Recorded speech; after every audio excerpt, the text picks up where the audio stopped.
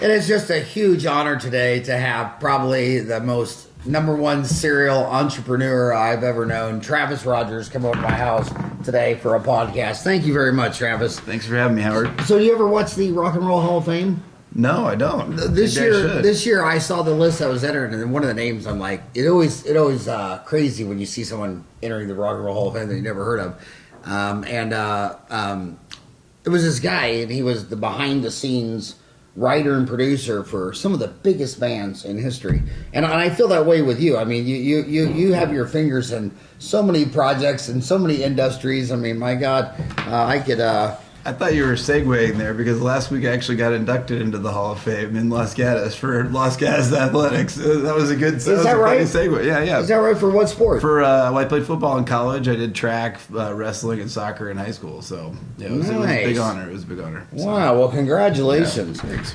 Travis grew up in Silicon Valley and is a dental technology and dental marketing expert. He is the inventor of many innovative dental software products and is currently the CEO and founder of RecordLinc Dental Software and CEO and founder of Dr. DDS Dental Marketing Agency.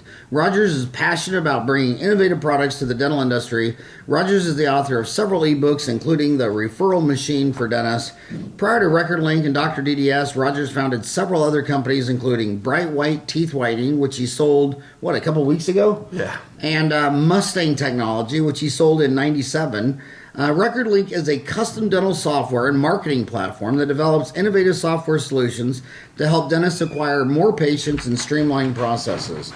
So what did, my gosh, I mean, if we went through the history of every one of your projects, it'd be a 2-hour podcast. Where do you want to start with, what do you want to start with today? Well, congratulations on selling BrightWhite. Thank you.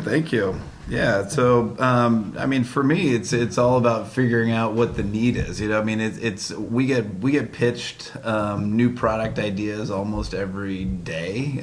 We talk to about 2 a week and determine what products make sense, who's got the financing behind it, and a lot of them are dentists that have an idea.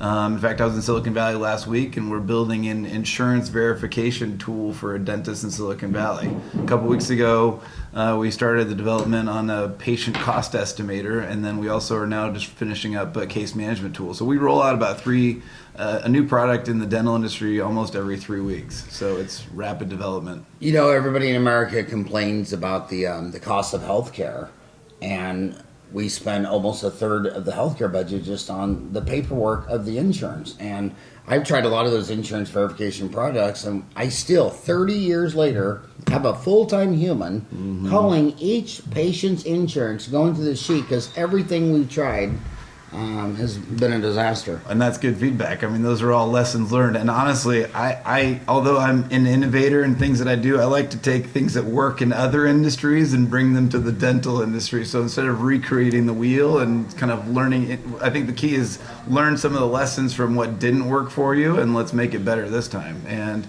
I think a lot of it is usability, user interface, and the design of the products that people just get turned off. So whatever we can do to have it happen automatically in the back end, that's what we do. Oh yeah, because the only secret to lower prices is lower cost, and you can't sign up for PPOs, which deduct your fee 40%, and not have any corresponding 40% reduction in cost. Like they won't switch from composite back to amalgam.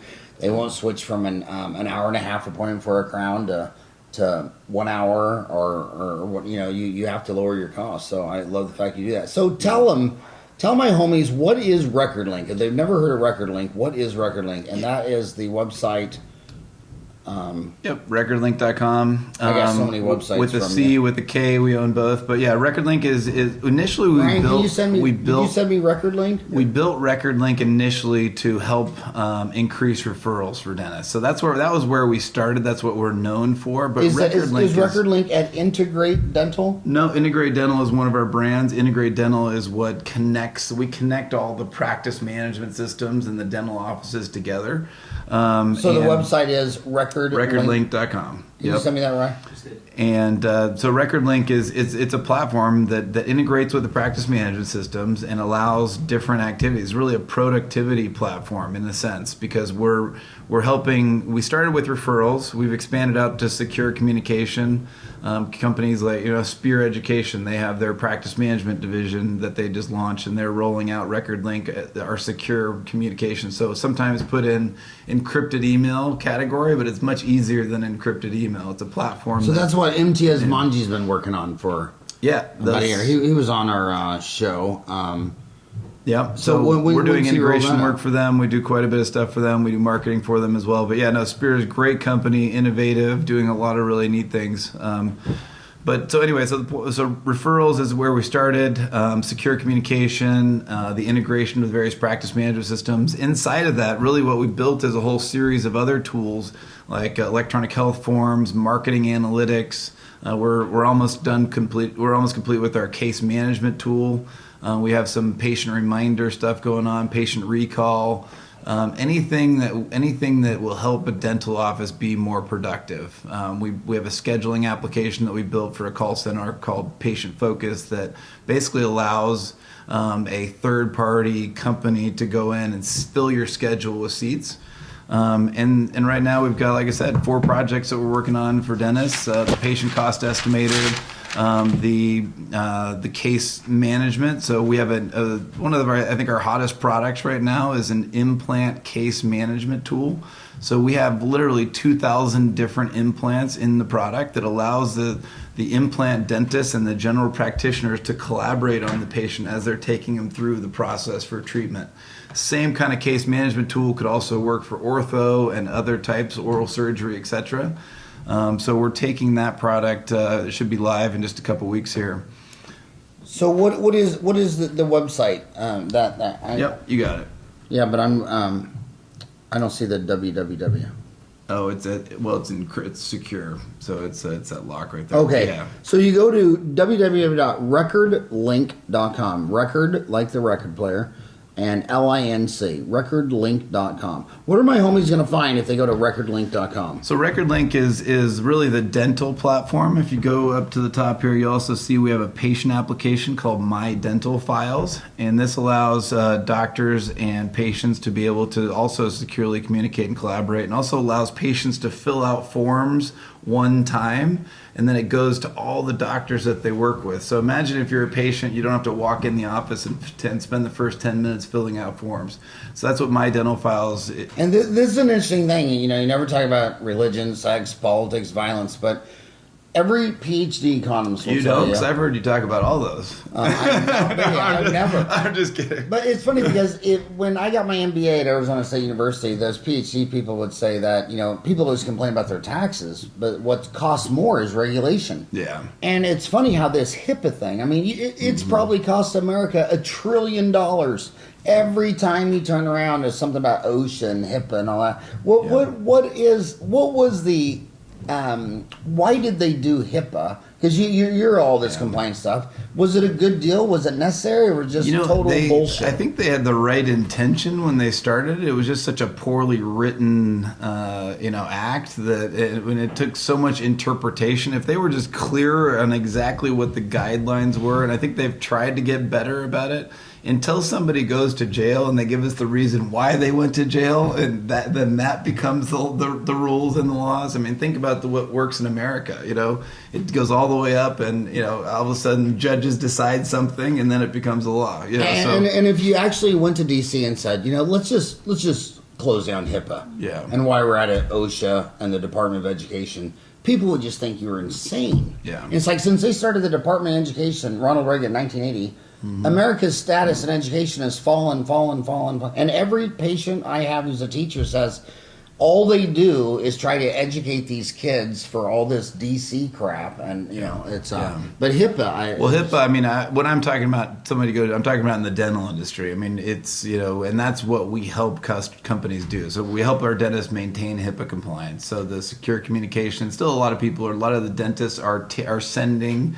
information via email. And so what we've done, and we're actually almost done building an app inside of the Dentrix we're working with the Dentrix team on building an app where when somebody tries to send an email through Dentrix, which is not HIPAA compliant, we actually grab onto that content and then send it through the RecordLinc portal. So imagine, you can still use the same functionality, but then we're kind of enabling the security of it as well. So what does this cost? Like, if someone's listening to this, this is something they sign up for? Yeah, so it's built to be modular. So we have a lot of different tools, and people have patient reminders already. They have recall. They have other components of it, maybe scheduling through ZocDoc. But we now have the product where it's built to be modular.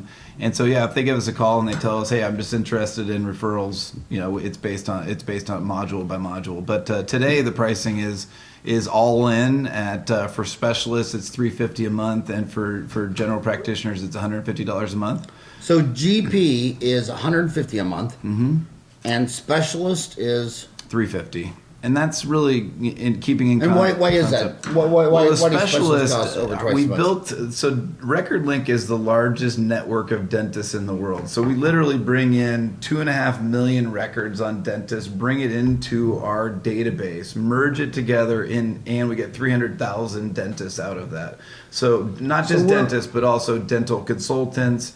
And we have 30,000 dental vendors in there. So what we do is we take all that. What percent of that is U.S.? Is it a U.S. play? Or mostly U.S. We have about 50,000 globally. So we have the largest global database of anyone. So we have companies like Plan Mecca, Ultradent, you name it. Most of the top brands, Banyan, they use our database as their Salesforce database. And so for Banyan, as an example, they had 80,000. We added another 100,000 leads to their database. Because imagine you have literally every piece of information on dentists out there, and it's great because as a person, as a consumer, you want to be highly targeted with what you're consuming. I mean, we do geofencing at the different trade shows. We do a lot of geo-targeting. We do retargeting because, honestly, I'm not interested in, clothing and shopping and things like that. I want to see things that I'm interested in. And it's the same concept. So we're taking that, and what we're doing next is building a artificial intelligence brain. And I built this in the HR industry about 20 years ago. I worked at Oracle and IBM, and we're taking the big data that we've developed on dentists, and then we're going to apply that to patients. So imagine as a dentist, you can tell me who your ideal patient is. You have 100 of your ideal patients, and you want to find 1,000 locally of who your ideal patients are, and then target them wherever they go. So using artificial intelligence, big data, and machine learning, we could put in your ideal customer, your ideal patient, and then output the ideal, next 5,000 patients that you may be interested in targeting locally. So, some really cool kind of innovative technology that's been available in other industries. It's just the dental industry is behind. So I gotta. My job is to guesstimate those questions that my homies are they're commuting to work right now and they can't take notes. You said you dropped the name ZocDocs and then you said scheduling online.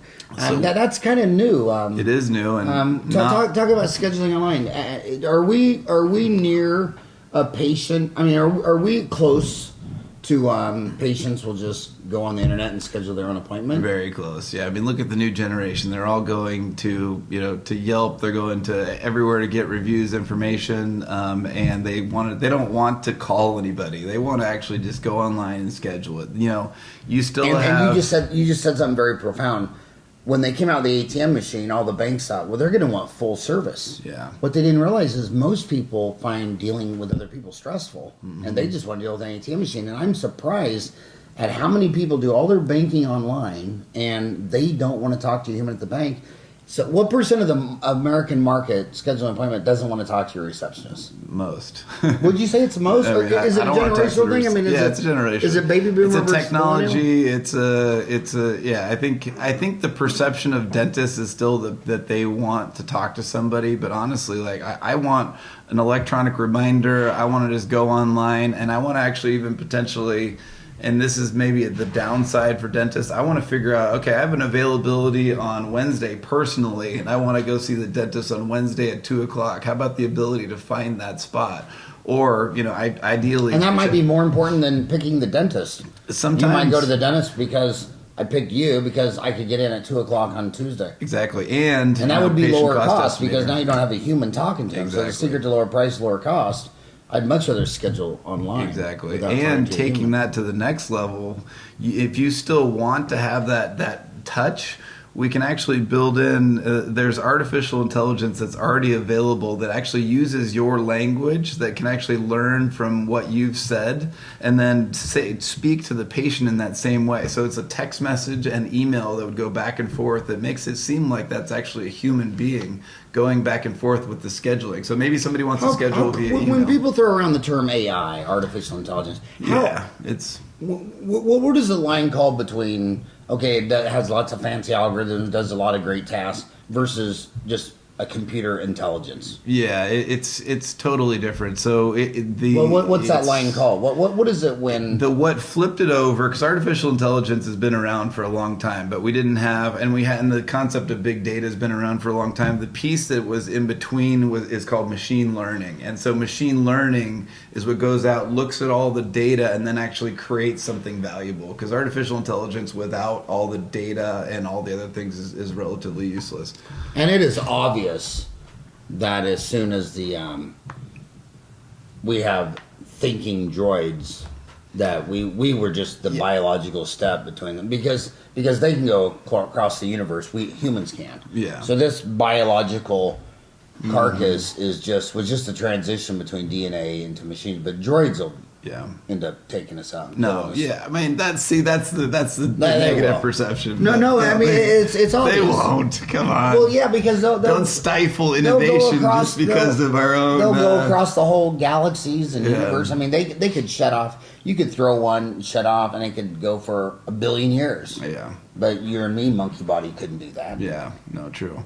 So, I mean, the concept on the scheduling piece, you talked about ZocDoc. So, the things that I like to do are taking things that work, but making them better. What is ZocDoc? ZocDoc is a scheduling tool. It's an online scheduling tool that basically, ties into your practice management system. And from what I understand, they don't necessarily have the read and write access. I think they're working on that right now. But ZocDoc can basically send potentially a patient, and it's more of a lead generation tool. So we took ZocDoc and actually improved upon it and did that double write back access to the calendar as well. So if you go to RecordLinc.com, you actually have a profile. All the dentists. The reason why we built this database was actually to build pre-build profiles for dentists, and then you go in and claim your profile. So if you go to RecordLinc, you search for yourself, you're probably already in the database, and from there you can do your scheduling. We have a reviews platform that we built as well, and we have. So if you go to RecordLinc.com, RecordLinc.com, you're saying that there's a dental search function there. So search. Am I in there? You're in there. Am I in there? Does it? So how do you do this? Should I type in Howard Farran or just Fabio? Either way. So from there, once you find your profile in there, there's a button says claim your profile. We allow everybody to have a free profile in there, and then basically you can claim your profile and use the full functionality. We don't want to limit anyone to be able to receive information. So we also have dental vendors in there and dental practice management consultants, because we want to be able to have dentists collaborating securely. Especially in particular when we're rolling out implant case management tools like that, because with our implant case management tool, the treatment part of the plan is actually working with your implant sales rep or team to be able to get you the right part at the right time, so you're not buying a bunch of implants and wasting that money, or potentially leasing them when you don't need to lease them. It's more of taking the just-in-time processing to the dental industry. So, I know that target marketing stuff would be good if you're an orthodontist and wanted, kids younger for ortho, or I guess the implant people would like older people. Yeah. So, what's been the most effective marketing tactics for you? Well, you really want to know? I don't know how to say it, because is it when you say guerrilla and marketing? Does that work for you? Is or it GORILLA? GUERRILLA? Yeah. I'm a Yeah. You're gonna go with gorilla. Long-time gorilla fan. Mine was actually when I opened up on Saturdays and Sundays. I took a backpack with toothbrushes with my name on it, and a flashlight, and this in my backpack because I didn't even have a computer. That was 1987, and I got a big map of Ahwatukee, which is actually Phoenix, Arizona 85044, and I walked. It took me 6 months to knock on every single door and say, "Hey, Travis," or "Hey, how you doing? Hey, I'm Howard Farran. I'm 24. I just opened up next to Safeway. I'm Today's Dental, and I'm gonna be here. I'm gonna practice till I'm probably 75, and I just thought I'd get out and meet the neighborhood." About 2 out of 3 people just thought it was weird a dentist knocking on their door, and they're just like, "Oh, okay, well, thank you," and they close the door. Yeah. The third guy'd be, "Here, hold my beer." He'd be in his underwear. "Hey, what are you?" And I'd be standing there, and every third house I talked to for 10 minutes. They make appointments, and I wouldn't quit on Sunday. I gave every new patient an hour and a half, and I had totally booked Monday through Friday, hour and a half. And it was just, that was the best marketing I ever did. And then the second best is these millennials don't want to hear it because they hate direct mail. They throw it away. They think you're cutting down trees and killing owls. But man, every time I mail something, and I'll tell you, 1 out of every 100 people that it hits their house, they come in. Yeah. And they want to. They hate that, so they want to build their whole office on Facebook. What do you think is the best marketing? I think it's a hybrid of all of that. I think some of the old marketing tactics are now becoming new tactics, like the direct mail, the door to door. By the way, you wonder what I'm doing? I'm taking notes and sending you. No, it's okay. Yeah, and I'll send you the correct profile. I'm not sure if you found the right profile yourself, but yeah. So we have inside of your RecordLinc profile, we have what's called a special offers tab, and inside of that you can offer up free teeth whitening for new patients or whatnot. But to me, and this is why I've written, the referral machine, referral autopilot, a lot of different white papers on how to increase referrals. The most effective way, and the most efficient route for getting new patients is referrals. So, you have kind of, referring is human nature. It's just a matter of how referable you are, So look at your office. Would a patient be proud to refer their friend over to your office? Is your staff friendly? Everything makes you to me, we do a lot of consulting with dentists on how to become the most referable dental office in their area, because achieving that higher rate of referrals and building that is really key to a successful dental practice today. And I think, and it mentions it right here, referrals already have a positive attitude to your practice and require little encouragement. They're pre-sold on who you are. They're not going out and saying, "Oh, I'm going to go to Howard because he's available at 2:00 on Friday," or go to him because his filling is $1 less than yours. So if you really want to have that high quality, and that's what RecordLinc has always been based on, is increasing that referral base. Well, the biggest thing about order on referral is when I go buy a bottle of water, I know what it is. I don't care if I get it at Circle K or 7-Eleven or Safeway, it don't matter. I know what it is. But when you're selling something invisible, if they come in referred, we know they buy $3. If they come in unreferred, they don't have trust, so they buy $1. Like yesterday, I had this woman just ranting, loving because she came in, but she was talking about her air conditioner. She said she knows if I call, and you know who it is, the biggest guy on TV here. She goes, I know they're just going to try to sell me an air conditioner. So I gave her a name of a patient who I've known forever that will just do the right thing. And she called me up on my phone. She said, "Thank you so much." She goes, "He came out here and he said, your air conditioner will last another 10 years. You just need blah, blah, blah." Yeah. And charged her $120. And she tipped him 20 and called me and said, you just saved me $5,000. So when you're selling invisible, when I go to you and you say, "Well, I have 4 cavities or $250 each, give me $1,000," they're thinking, "Well, how do I know that's true?" Yeah. They have no idea. So a referral is the key to everything. Well, and what RecordLinc does with referrals is it immediately engages with that referral. So imagine, you can still use the same things that we're talking about, the scheduling, the patient cost estimator, all those pieces as a component of it, just to get them more educated and get them even get them, if you can, potentially get them even more ready to be a patient of yours, right? But a lot of them have that. A lot of dentists have that failure to engage. So that's what the referral autopilot is basically the ability to immediately engage with that patient and take them through the scheduling process, educate them on who you are, and then just make them comfortable. So we actually are doing a lot of video work with our dentists as well. Because we want to have that warm and cozy feeling when somebody comes in. They kind of know who you are. They know your voice. I mean, how are you doing? I mean, it almost sounds like you're building them a website. It's so, and you talk to Ed Zuckerberg, right? I'm sure you talked to Ed. I podcast him right here. And so so Ed and even obviously he's got a biased opinion on this, but he's saying that websites are going away, and we've built free websites for 200,000 dentists. It has about you, it has a video, there's a gallery, there's scheduling, there's new patient generation. I mean, reviews, everything that a website has, but it's built within what almost feels like, so RecordLinc has been called the Facebook of the dental industry. I kind of equate it more to the LinkedIn of the dental industry because it's really a professional network, right? But inside those profiles, inside of your profile, imagine if you could do everything inside of that profile without even needing a website.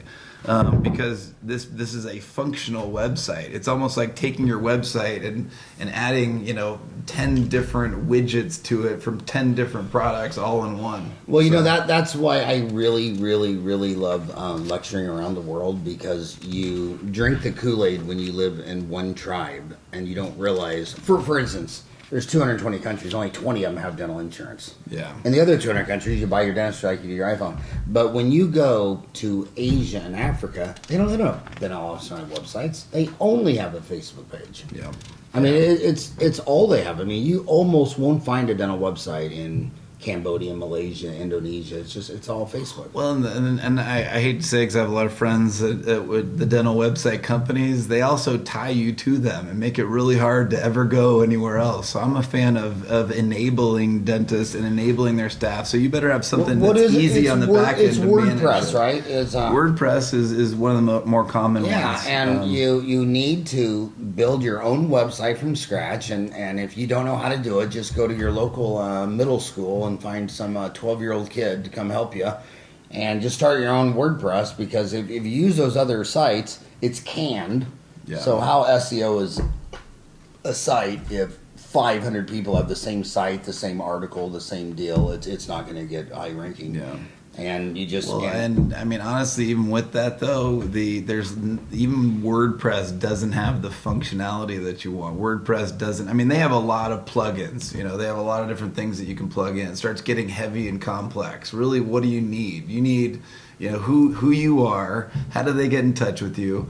We have an electronic health forms piece, so literally patients can fill out forms prior to coming in. So you're saying they should use the website you've already made for them? I'm not trying to make it a sales pitch for RecordLinc, but that's the part that excites me. I have no problem with sales. I have a problem with dentists who don't like to sell dentistry. I wish they'd just quit and go be a fireman or a policeman or whatever. Yeah. And I call it Dentistry Uncensored because my homies just want the bottom line. I mean, they sell crowns and bridges and bleaching. Yeah. So why can't you sell yourself?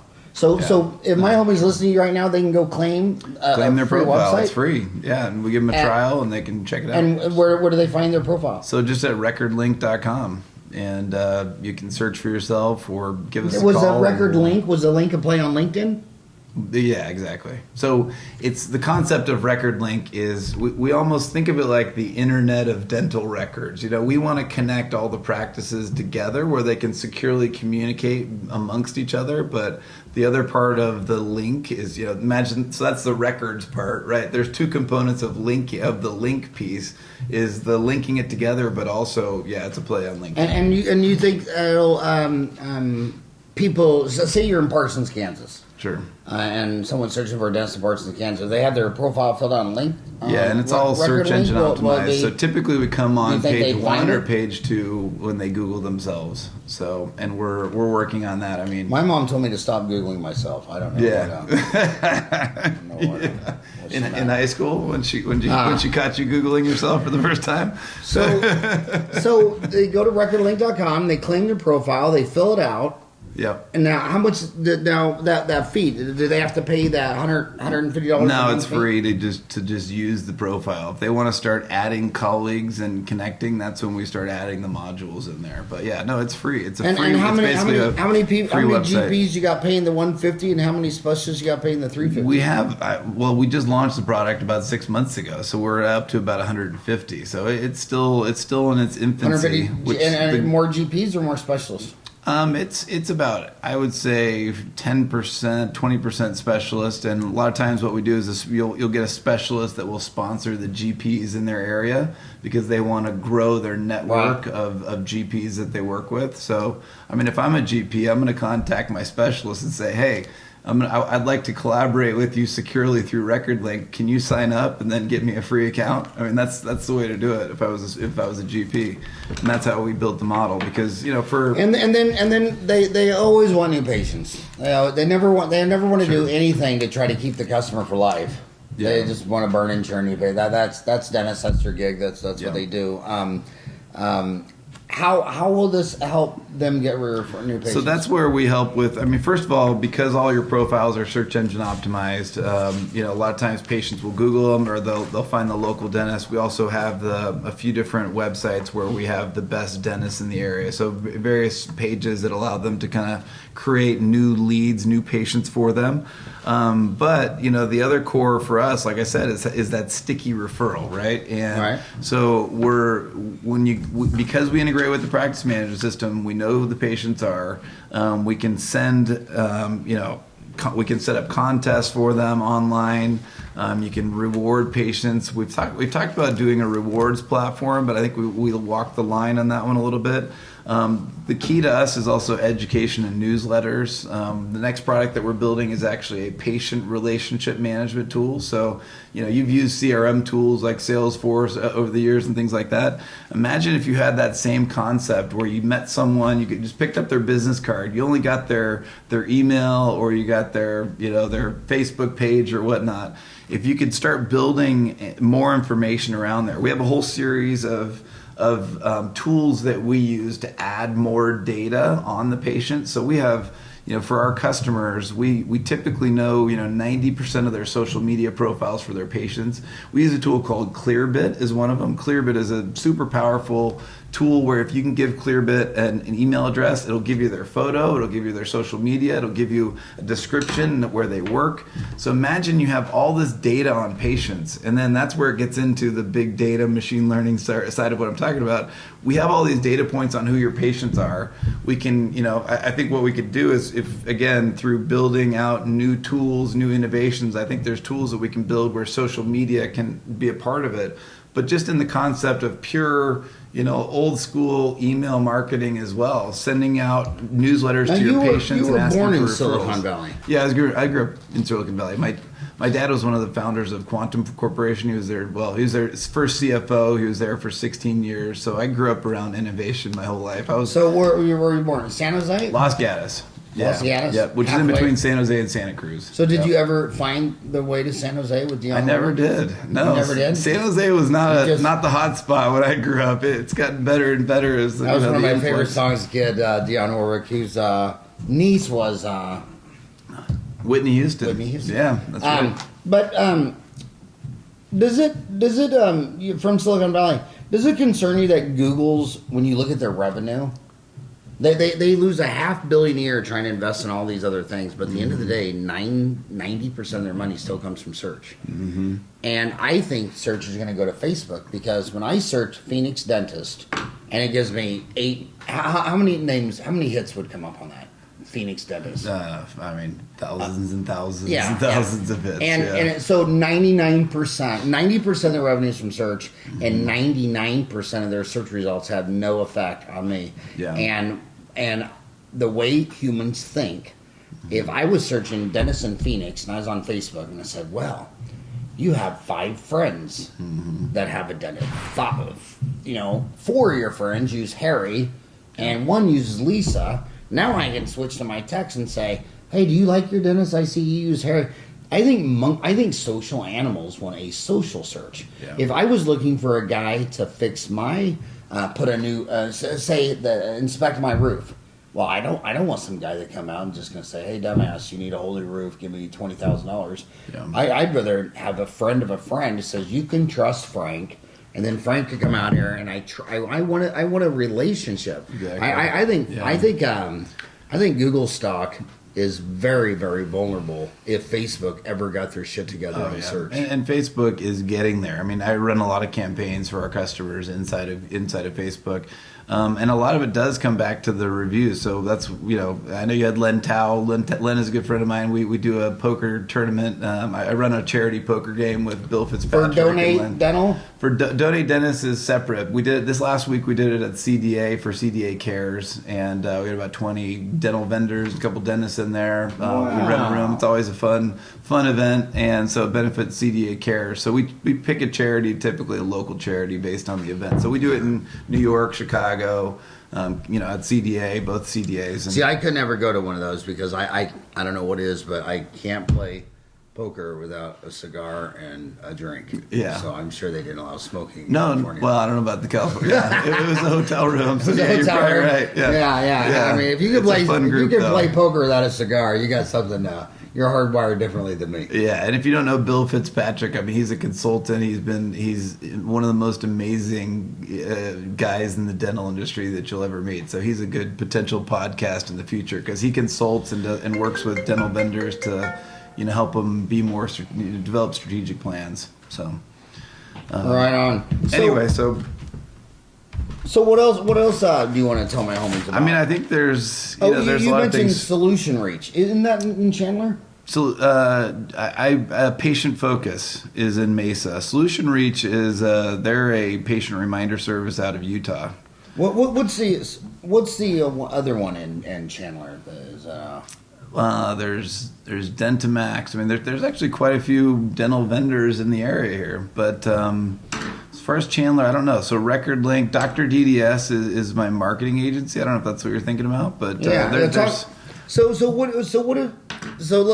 get clear and succinct. She's driving to work. She just opened up. She graduated 5 years ago. She did her time in corporate for 3 or 4 years. She got facet fillings, crowns, root canals. She just bought her own place for $750, and it's working good. But if she had 10 more new patients a month, she's already paying her rent, mortgage, equipment, bill out, computer, insurance, malpractice. Yeah. Anything extra, probably half of it's going to drop into her bottom line. If she just said, dude, I need 10 more new patients a month, what would you tell her? I think for me, everything from a marketing perspective is testing. So figuring out what works and doing it on a smaller scale before you put the dollars into it. So, you mentioned some of the tactics that you use. So I think direct mail, I still get mailings from dental offices. So clearly it's working for somebody. So try that on a smaller scale. Some of the email marketing that's available. So I think to me, one of the more effective programs is ideally profiling patients, not just focusing on you, but also patient success and testimonials, and putting them into Facebook ads or posting them and having a really strong video Facebook ad or ideally a Facebook ad. So there's multiple different types of Facebook ads. You can have an image, you can have multiple images where it kind of scrolls through the images, or you can have videos. You always want the captions at the bottom because a lot of people aren't really listening to it because they're sitting in bed next to their spouse checking their Facebook and they don't want to interrupt anybody, or they're doing it at work. So, doing the captions at the bottom. Facebook campaigns have been very successful, but as that starts to get saturated, you need to figure out what's next. So what we're working on now. Do you think Facebook is getting saturated? Because you and I are old enough. I mean, this social media went from Friendster to MySpace to Facebook, and then you saw a bunch of kids jumping off Facebook into Instagram. So Facebook ran over there and bought that. Yep. Then you saw a bunch of kids jumping over to Snapchat, but Google, I guess, they went public and got a $27 billion saturation. Yeah. And I'm reading that the average smartphone has 27 apps on it.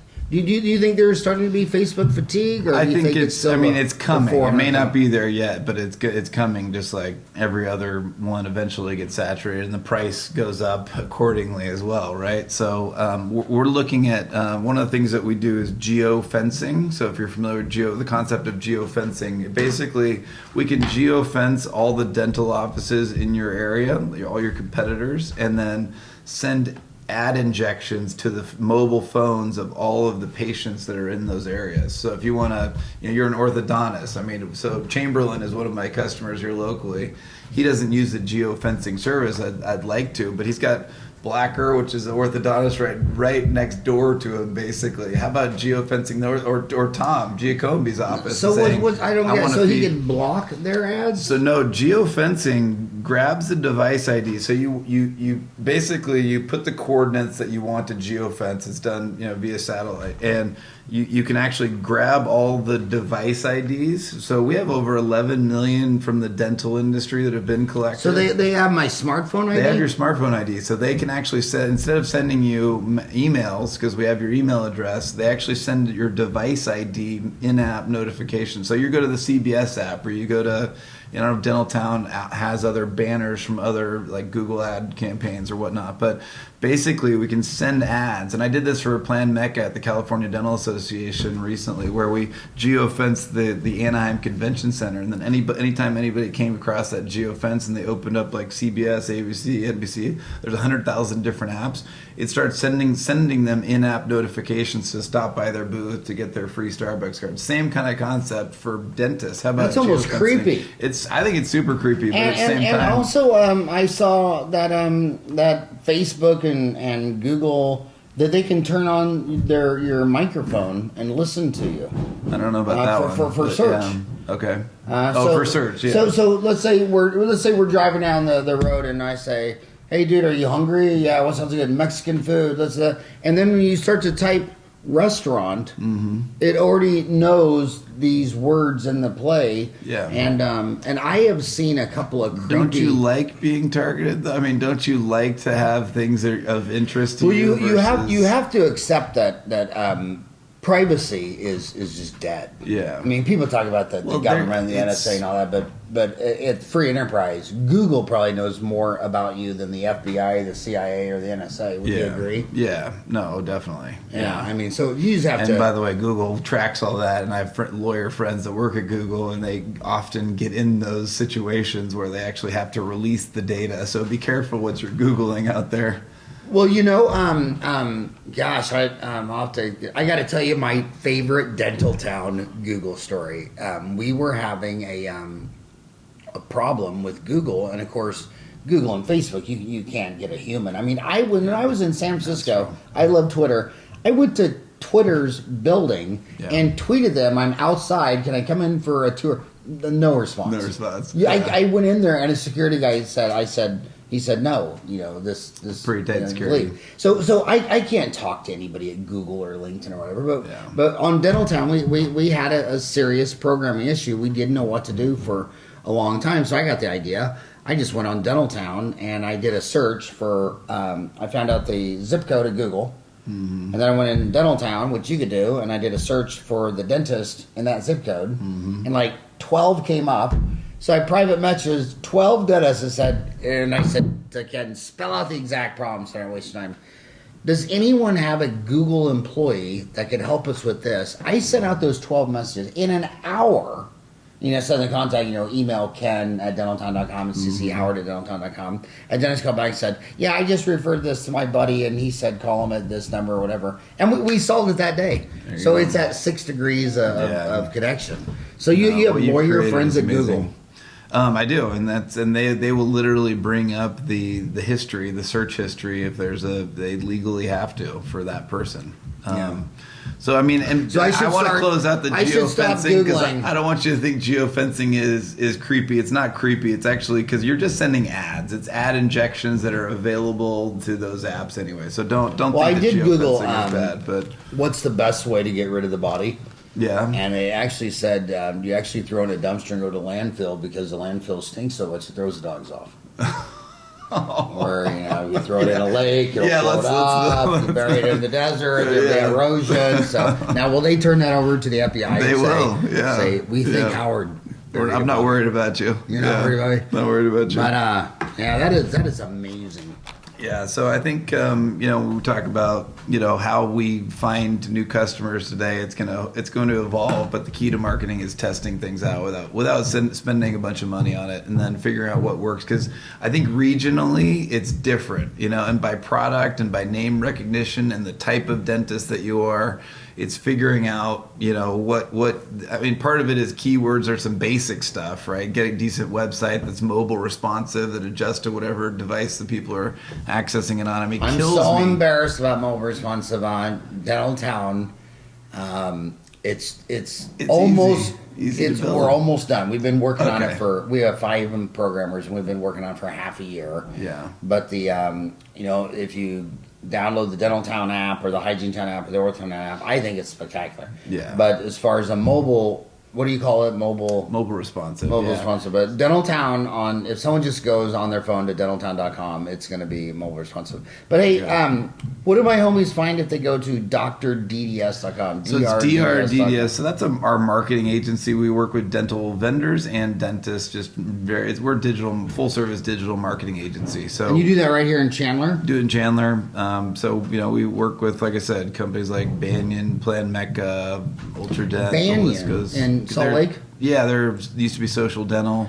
Yeah, well, how do you work with Banyan? I would think that would be a competitor to Dr. DDS. No, I mean, not really. No, that we're partners with them. Banyan used to be Social Dental. Social Dental. Yeah, they do build websites, and they do kind of the reviews piece and some of the social aspects. But they partner with us on the marketing side. Spear Education, so we do email marketing for them. We have about 150 customers that we work with. Now, can you talk about the Spear Education?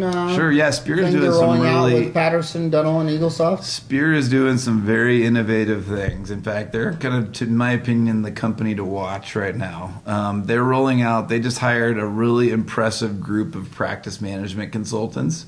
And so basically those practice management consultants, what they're using is they're rolling out RecordLinc as their secure communication tool between the dentists and the practice management consultants. And the practice management consultants are, very experienced group, like I said, very impressive group, but their goal is just helping the Spear customers be more effective, more efficient with their practices. And so Spear also is rolling out. So we've done a couple integration projects for Spear with EagleSoft, and had some great success there. And then I'm hopefully rolling out additional tools for them over the years. So that's Spear is as you know, it's like it's like the Dentaltown group. It's a cult following because and when somebody goes to Spear, they go to their office, they take education, they roll out a study club. I mean, they give them so many great tools to do that, and a lot of it is just managed through the Spear site.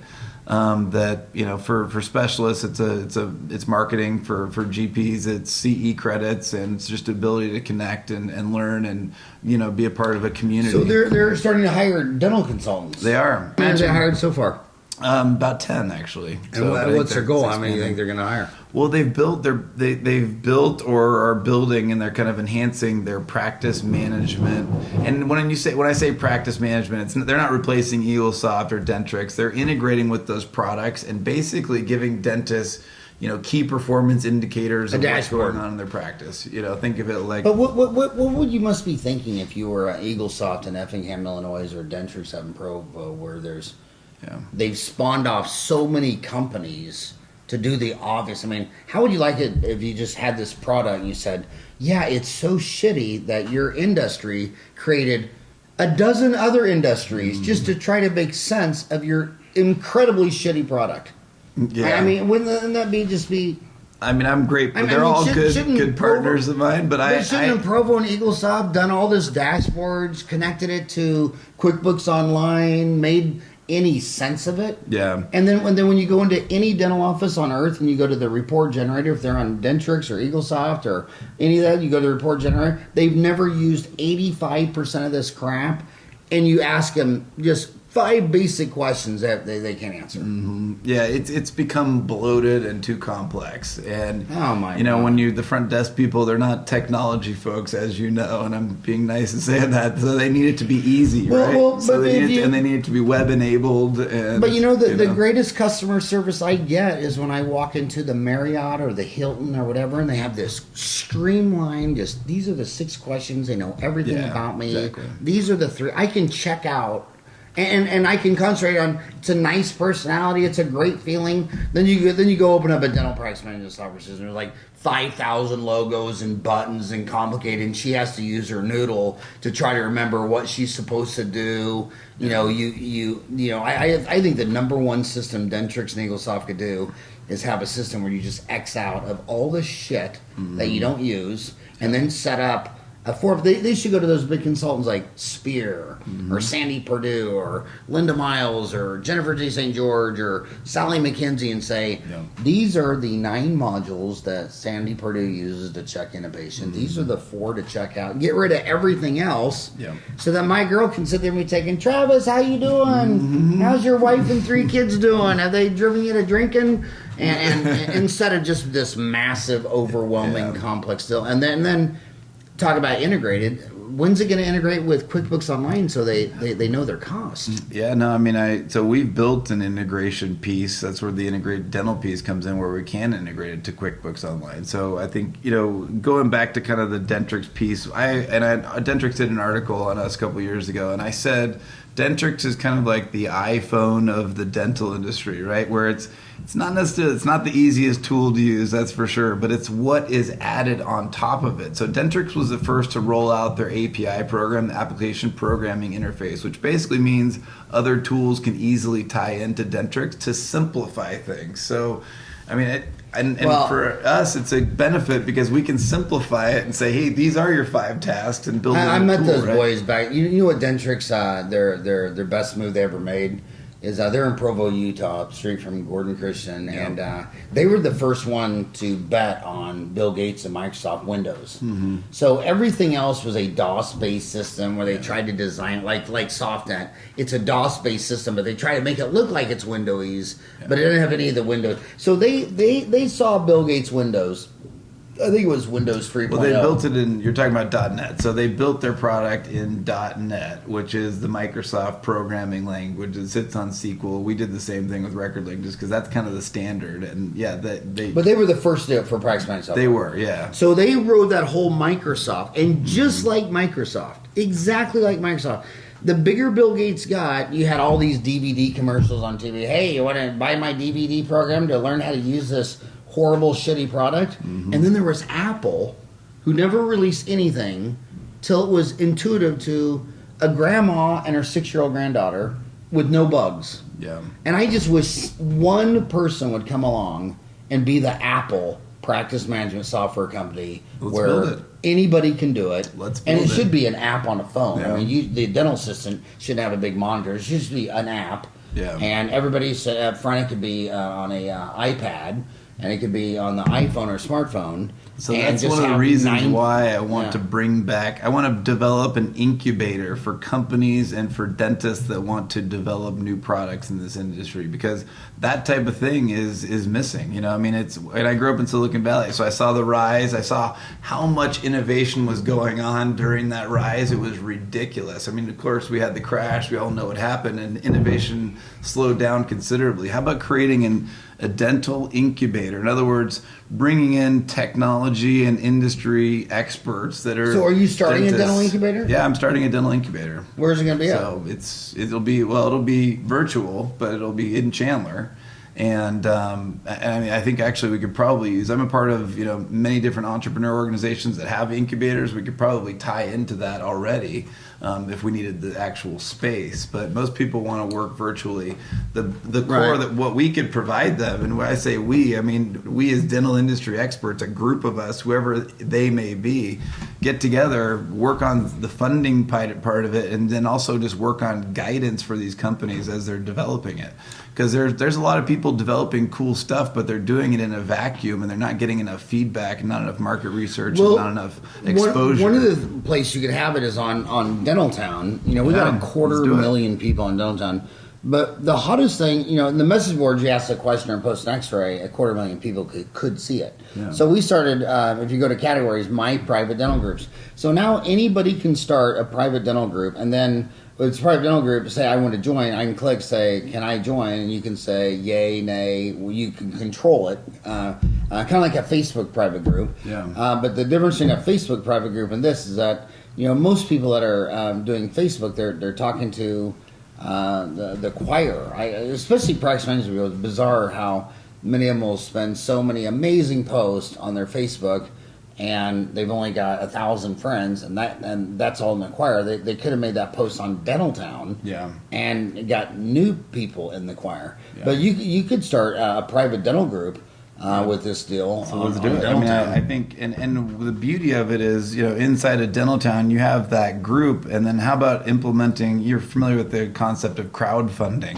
Mm-hmm. So crowdfunding some of these ideas, you looked at there's some amazing crowdfunding platforms, but if we don't need the platform, really, we need the pitch and we need the people that want to be involved with it, and then not just, I think to me the most important thing is not necessarily the money, but that's obviously a very important part. It's actually the guidance of those products, and not just one person's opinion, because I've built so many tools in a vacuum, and unfortunately they didn't get the exposure that I wanted to.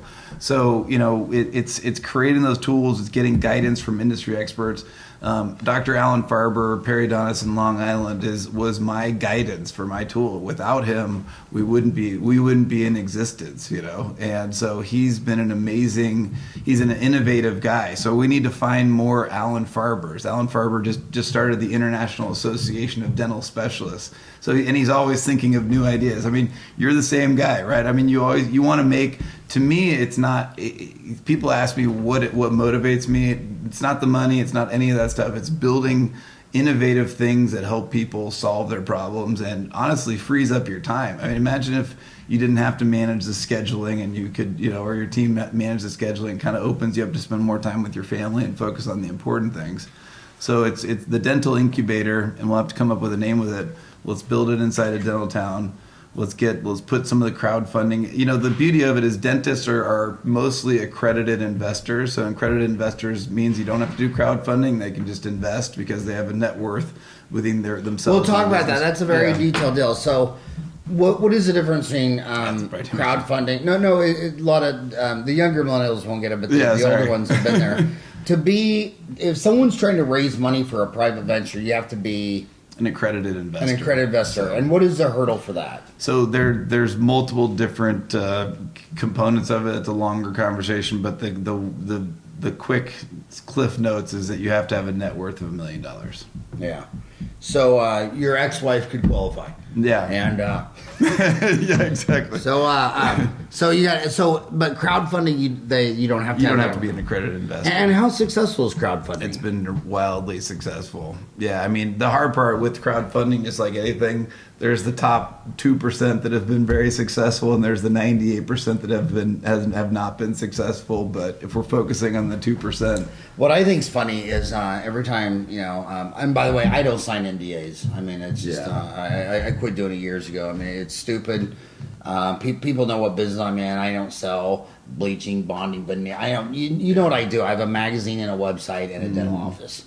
And when you sign an NDA, you're just inviting yourself for legal fees and all that stuff. But it's funny how dentists should watch Shark Tank because, or The Profit, because every time they pitch an idea, you'd ask them the questions that every single person on Shark Tank would ask every single time. And they're like, oh, what? Yeah. And I think there should be a Shark Tank in dentistry. I agree. I think there should be a video where you get like 5 amazing dental shark businessman. Mm-hmm. So these young millennials could say, well, here's my idea for my new product, my new service, or my new dental office, or look, I would love to figure out a way on dental. So All right, let's do it. Yeah. I mean, I'm not kidding when I say let's Yeah. do it. This is something I've been it'd thinking about be doing for a while. amazing. There needs to be some place. Who's the other panel? Because we also need some interesting characters. Well, it sounds like you're We've got a barber guy. But yeah. The problem with dentists, I call it the Saddam Hussein syndrome, or now it'd be the guy in North Korea, and that is, Saddam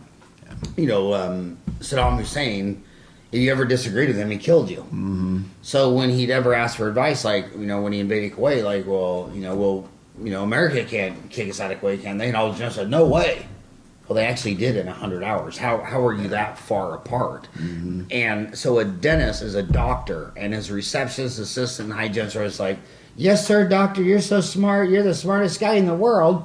So after a while, he just believes his own bullshit, and he thinks he's all that in a bag of chips, and he needs to be able to go someplace because not many doctors have ever heard the word no. Mm-hmm. Not many doctors ever said, actually, that's a very dumb idea, and let me tell you why. Let me tell you why that'll never work. And whenever you have your yes men around you. Yeah, I remember the same thing in Catholic school. You would ask the Monsignor or the nun, and you would make a legitimate question on their belief, and they were almost couldn't breathe. They're like, like, what did he just say? Yeah. And he said he just asked a very obvious question. But you live in a bubble, and you're not open to a question. And that's why one of the most successful characteristics I've seen of all the millionaires in dentistry, they were always humble. They always listened to their staff, their patients, their customers. If you walked up to Dan Fisher in Alternate with 1,500 employees and said, Dan, I don't think this idea is going to work, he'd say, why? And you're safe, and he loves you, and he just bring it. So they stay humble, and they're always hungry, and they have an insatiable curiosity for more. And so if your employee, and when you go to staff meetings, the doctor does all the talking, and the staff's just sitting there, like they're in prison camp. And the morning huddle, it's the same thing. And you need to build an environment where everybody's speaking equally at a morning huddle and a staff meeting, and everybody feels safe. Yeah. And I think, and that's why dentists don't like Dentaltown and go to Facebook, because if they don't ever want to post a case and have someone say, well, I don't like that. Yeah. I think you should have done this or that. They're like, but I'm all that. Mm-hmm. So he wants to go to Facebook where he just deletes you as a friend and says, I'll unfollow you or I'll block you or whatever. So they love to stay in their bubble. Mm-hmm. But I know your staff. I know Cammie and all your teams. So I know you developed the team that's not afraid of giving you feedback for better or worse. I love those girls. Yeah, and awesome. Most of them have been with me 20. I still got my first dental assistant after 30 years, and she doesn't blink a saying, Howard, that'll never work. Yeah. And I'm like, well, you've been with me for 30 years. Why? Why are you thinking I'll work? Yeah. Cammie, Lori, all Stacy, Ken, all those people. I still have my first programmer at Dentaltown from 1990. I still on my first, second, third. Nick, Angie, and the running joke at today's Dentaltown is that I get vetoed 95% of the time, and I only call the trump card like one time. Out of 20, about 5%. And what that is it's always a very irrational bet. Mm-hmm. Like when I walked into Farran Report, and we had a newsletter for 5 years. It was $10 a month. I went to 4,000 dentists. It was $119 a year. And I said, starting next month, it's going to be Dentaltown, and instead of subscription, we're going to mail to all the general dentists in the United States. They're like, are you out of your freaking mind? That was 1998. And so that everybody vetoed it. They even called my dad in. My dad came to my kitchen and said there the whole day telling me, son, you're out of your mind. And so that's like the 1 out of 20 where I call the trump card and say, no, I'm shoving this through regardless. Yeah. I love my team. I'm so lucky to have my team. And I'm so lucky that you would take an hour out of your life, drive over from Chandler to Phoenix. So the inside story is, I live in Phoenix, so people in Chandler, they don't like to come down to the low-class area. Did you bring a gun, or did you run an unmarked car? It's a very nice area here. And MTS Manji comes out from Scottsdale to come here, and I figure he must be driving through the hood thinking, what the hell am I doing, and where am I going? But I love Owatuki. I love Chandler too. Yeah. So when did you move to fun. Chandler? What year? I moved here 6 years ago. So I found the right woman, met my soulmate. She just happened to live in the wrong place. I was living in San Diego at the time, in San Francisco. My God. So, yeah. She must be an amazing She's woman amazing. to get you to move from San Diego to Phoenix. Yep. And you know what? You're Silicon Valley. I lectured New Year's Eve in San Fran. You know, every time I go to San Francisco, I just think, how could this not be the coolest place to live? Cool you wouldn't even need a car. Yeah, you don't. Yeah. You wouldn't need a car. And there's so many smart people there just doing cool things, and innovation. everybody says that the real estate's too expensive, but the most mind-blowing thing I ever had is when my aunt and uncle, my mom's brother chick, they retired. And they had this really nice home in Portland, Oregon. They came out here and they got a little trailer. And when I walked in there, I thought, oh my God, they live in a trailer? And they just sit there and said, oh my God, it's so simple. We just have a bed, a kitchen, a TV. What else do you need? It's got amenities of the deal. But man, you could go to San Francisco. You could literally rent an apartment the size of this dining room. You just have a bed and a bathroom and a shower. You wouldn't need anything else. Yeah.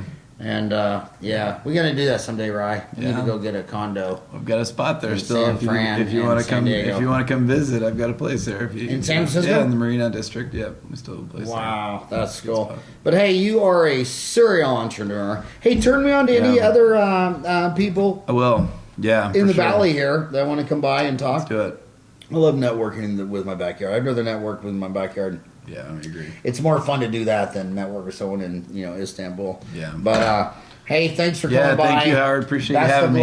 Thank you so much. Get on Dentaltown. Tell those people what you're doing. I will. And don't be a stranger. Any good ideas? Come shoot me an email, howard@dentaltown.com. How can they contact you? So they can reach me at Travis at RecordLinc with a C at the end, or Travis at Dr. DDS, DRDDS. That's probably the easier one. They can reach me anytime at 480-999-3342. Again, 480-999-3342. I'm always open to new ideas. And I just want to say one thing. I'm a DDS from UMKC, and the last 7 dental schools were all DMDs. And a DMD is not a real dentist, and only DDS is, so you pick the right name. You know how I can prove it? Because if you go to Microsoft Outlook and you write in Travis Rodgers DDS, it'll populate at Rodgers, Travis. Yeah. If I go Travis Rodgers DMD, it'll populate at DMD, Travis Rodgers. So even Microsoft doesn't recognize a DMD. When patients come in, they say, well, what's the difference between a DMD and a DDS? And I say, well, same thing, an MD and a DO. I'm the MD, and there's some whacked out naturalist, homeopath. No, I'm just kidding. Yeah. But all right, and by the way, that is a problem that needs to be solved. Yeah. I do think that the American Dental Association should flip a coin and make them all the same, because I was just trying to be funny, which maybe I was when I wasn't. But it is a serious question I get, because when you're in an old state where everybody has one initial, it's no confusion. Yeah. But when this is a transient state, and when they come here and they see these DDS, DMDs, they're confused. And if there's no distinction for the consumer, we shouldn't have one. So thanks for coming over. Appreciate it.